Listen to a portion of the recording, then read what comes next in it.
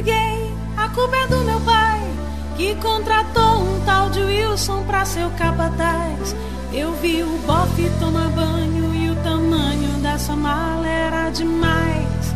Além de linda era demais, eu virei gay e assumi a arte da pederastia. E pude um dia então sorrir, pedi Wilson em casamento e o jumento aceitou. A lua de mel foi no Egito, eu fui pra cama e dei um grito e disse: ei, vai devagar amor, não vai com força, ainda sou moça e não quero sentir dor. Me trate como uma menina, vaselina